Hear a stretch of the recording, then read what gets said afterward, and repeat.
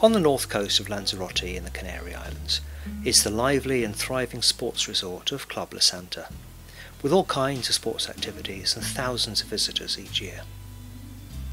But this film is about something else on the same site that caught my eye, underneath and alongside the modern facilities, that was built some 5 decades ago and now abandoned and decaying. Around the shore of the lagoon used by Club La Santa for its windsurfing and kayaking school are a strange set of circular features, which look at first glance like a whimsical set of decorations for the club, but they've been here much longer. And if we look at the ground under our feet, we see the remnants of a previous attempt to turn this area into a tourist destination. The road we're standing on was once an island until causeways were built to form the artificial lagoon. The road and pavement seem rather excessive for the level of traffic, which is effectively zero, apart from joggers and runners from the Club La Santa Sports Club.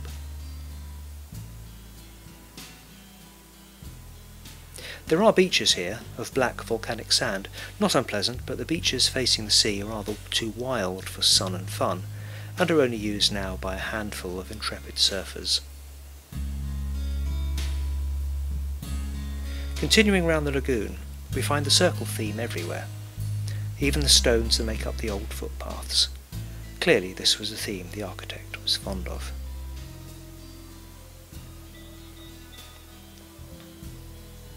Around the substantial network of roads and car parking areas there are drains, pavements, old lampposts and mains wiring, all now abandoned and rusting. This large dual carriageway section provided access to the North Lagoon shore. It's busy here today, there's actually one car here. It's not entirely obvious what these round concrete things were supposed to do.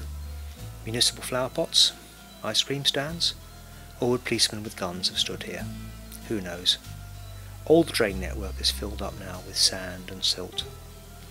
The only thing in the bottom end of this car park today is an abandoned rubbish bin. Closer to the beach we find more and more amenity areas for the tourists to enjoy. This one is a huge concrete circle topped off with black volcanic gravel.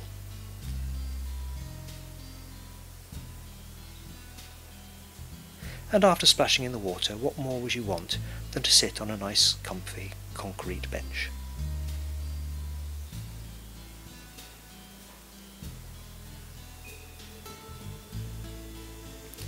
It's difficult to judge the age of these facilities.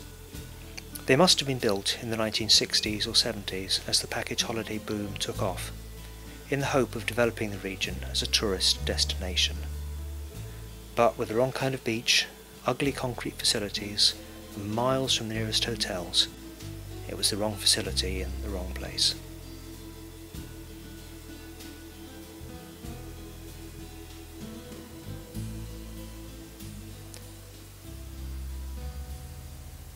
Behind the beaches there are vast open concrete areas, sometimes with benches around the edges.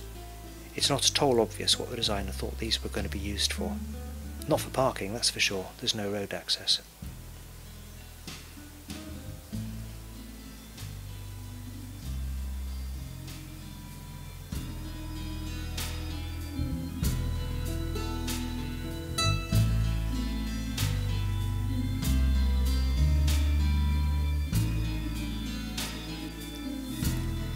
All the concrete features are corroded and falling apart. At the top of the lagoon there is quite a pleasant sandy beach, although with not a soul on it. My guess is that the golden sand was shipped in, as all the rock around here is volcanic. And again there are vast concrete steps and open areas behind it. And again one of these vast black lava circular features. I've no idea what was supposed to happen here. Marching bands? Parades?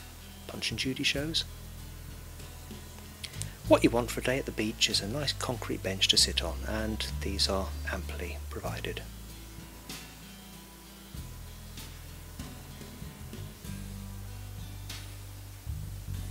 These pots may have been intended for palm trees.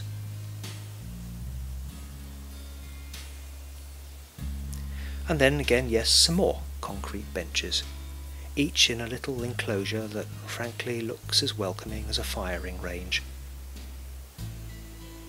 To make sure there's enough for everybody, there are more of these bays, 5 in total, now falling apart and covered with graffiti.